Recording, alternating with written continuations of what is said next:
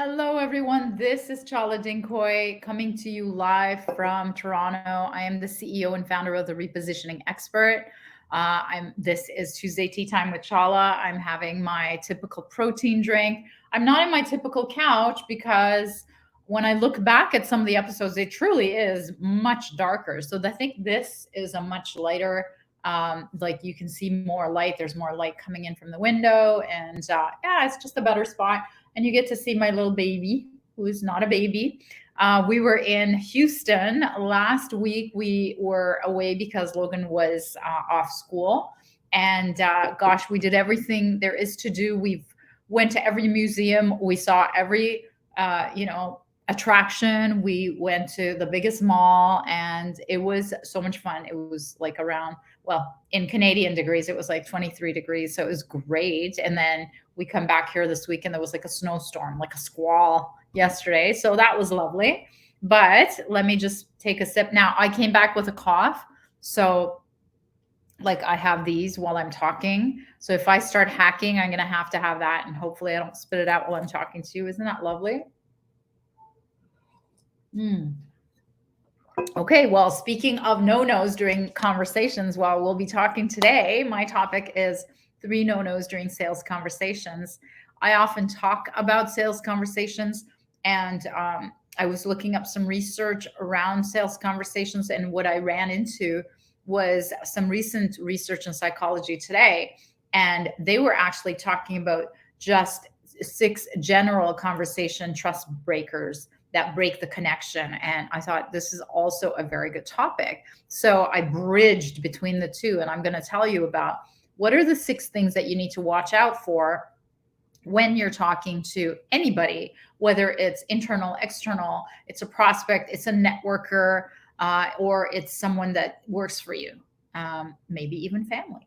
And then the 3 no-nos that I take out of that you need to avoid during sales conversations. So, according to this research, the number one thing is interrupting that breaks the connection and the trust. And that's kind of like a no-brainer.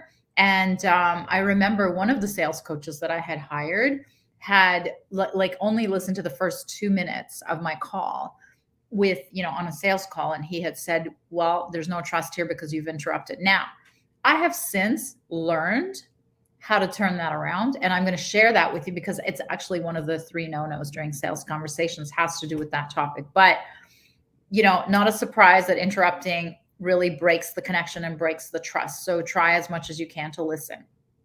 Number 2, conversation non-starter is story topping. That's trying to one up them on what they're saying. So if I'm telling a story about how I succeeded, climbing a mountain, the person that I'm talking to has to tell a story about how they won a marathon or how they climbed a higher mountain. Or if I'm telling a story about how I got a new client, then the person that I'm telling this to has to one up me and has to story top me by telling me how they also got another client, and this one's really big, and how they even got 2 clients, right? So if you're constantly trying to joust for a superior position, it breaks trust. So please don't do that. The number 3 thing to watch out for is called bright siding.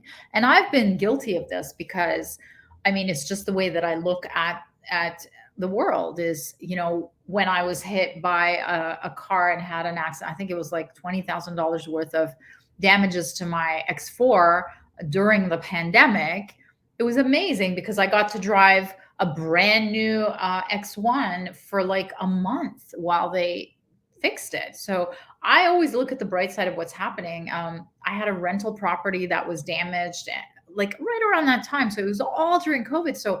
And I got this huge insurance claim that the tenants didn't want me inside their place to fix. So I just kept the money. So it's just like all this money kept piling up during a time where I had no income because all the borders were closed. So I always look at anything bad that happens as, oh my God, what is the bright side of this? So for the bright siding, the reason why I'm telling you is that I do this naturally and automatically, but apparently when you do it too often in conversations, when you do it in conversations where something bad has happened or people are complaining about something bad happening, and you're saying, well, at least you're not dead, at least you got this payout, at least blah blah blah. It can smack of lack of respect and lack of empathy. So be careful about that. Like, that was a huge wake up call for me. Let me take a sip. Okay, the next one is being right. Oh my gosh. If you've ever had a conversation with someone who has the need to be right, they're constantly looking for opportunities to prove to you and to anybody who's listening that they're right. And it like breaks trust, breaks that bond, breaks connection, because the person who is talking doesn't feel heard, doesn't feel respected. You just know that the person is just listening just for an opportunity to be right.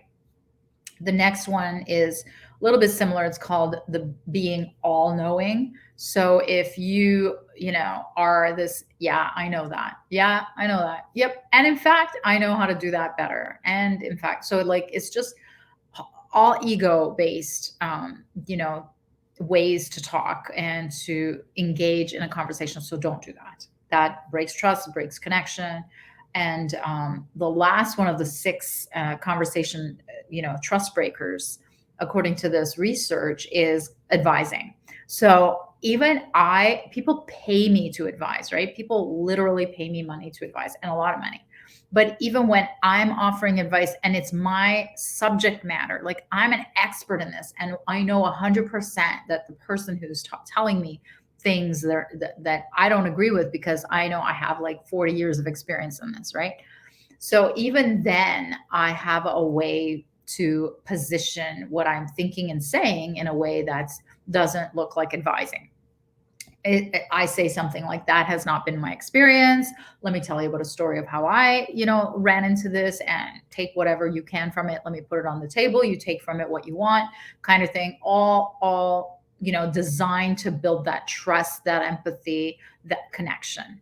So let's bring this back to a sales conversation, which is my area of expertise. Now, what are the 3 no-nos that I could take from these? Is one has to do with the interrupting. So the biggest no-no I find that my clients are making when they're having sales conversations is that they're losing the control of that sales conversation. They're losing control of the flow and of the timeline. And, if you have prospects who have verbal diarrhea that you have to stop and you have to maintain the control, I've learned, one of my coaches taught me a really effective way of being able to do that. And basically, it's interrupting them mid-sentence, mid-paragraph, whatever they're going on and on and on about. And only do this, of course, if you really need to step in and you're losing control of the meeting, is when you step in and you interrupt and you say, wait, hold on, just a minute. You said something really important right there. And then ask whatever question you were going to ask, or say whatever you were going to do, even if it's unrelated, because it makes them think that what you're saying is building on what you just picked up that you said was important. Now, it's a bit of a misnomer, a trick, whatever you want to call it, but it works. It works wonders. It tells them that you're listening to them, which you should be listening to them, but it also gets them back on track, because you really don't want to let a prospect railroad the sales meeting, because once you lose control, you can't close. So remember that, and that's what I want for you. Number 2 no-no during a sales conversation is not quantifying the pain.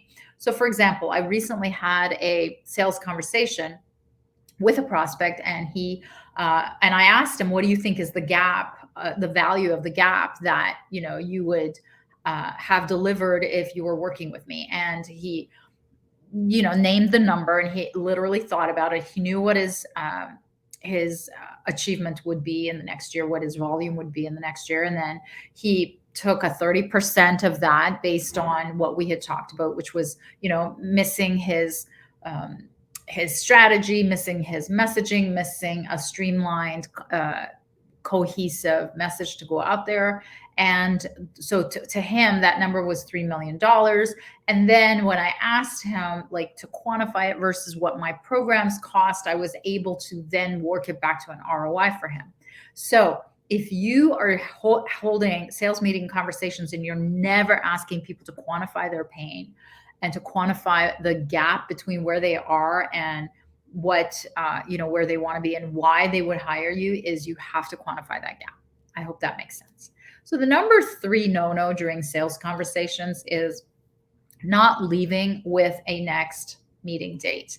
And again, like I've been having lots and like at least 3 to 5 sales meetings this month, every single day. It's been really, really wonderful. It's been great. So the trick with that is I need to be leaving. Now, if I think it's a qualified lead, if it's not a qualified lead, they already have a solution in mind.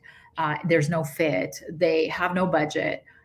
Then I don't leave with a meeting, a next meeting date. But if this is a qualified lead, there is interest, there is need, and we've talked so far about getting to the next step, then in order to get the full decision-making team into the pitch, that's when I ask for the next meeting. Now, even if you've presented the price and even if you've asked them which piece they'd like to bite off right then and there in that meeting, even if you sign the agreement and the next step is for you to send a PO, you have to get a meeting for the next step. Often what happens is people forget to do that and they think it's a done deal, and it's not. The cough is coming back. I can feel it. Let me take a sip. So for example, with this last prospect that I was talking to, I literally asked, he said, let me get back to you. Oh, look at my eyes. That's great. I'm crying. So he said, let me get back to you. Let me talk to the committee, the buying committee. Let me see if this is something that they want to do. Let me see if this is going to fly with them. And basically I got him to agree to actually move it forward to an actual date and a time, and sent him the Zoom link, and he was able to accept the Zoom link. And so there is an actual date and time where he now has to work towards, whereas if I didn't have a date when I left the call, it would have been completely up to him and his agenda and how busy he got and how urgent this was to get him to liaise with all the buying committee, because now research shows that buying committees are getting larger and larger. That's why buying decisions are taking longer and longer. So these are some of the sales conversation no-nos to avoid. The first was losing control and not interrupting strategically of the meeting, of the actual conversation. The second is not quantifying the pain in that conversation. And of course, the third is not leaving with a date for the next meeting. Those are the 3. Avoid them or don't avoid them at your own peril, and close the sale fast. Shrink some of that long lead time to close the sale, and have prospects respecting the way that you're running these meetings. And that in itself separates you from people who know how to do sales versus people who are just selling, and without skill. So I hope that helps. I actually got through this without coughing too much, and without an actual, a Ricola or one of these things that I'm like sleeping with and living with right now. Hopefully it's going to be over soon. By the next time I speak to you next week, I should be healthy. All right, everyone, all the best. Take care.